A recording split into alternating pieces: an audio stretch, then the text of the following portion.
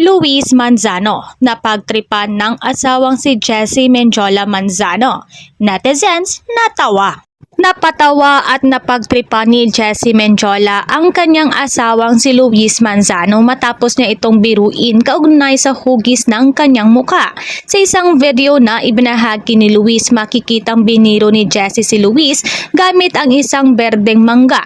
Hindi lang basta inilapit ni Jessie ang mangga sa mukha ni Luis, kundi tila pinaghambing pa nito sa gilid ng mukha ng kanyang mister. Tila sinunod ang kanyang hugis ng mukha nito.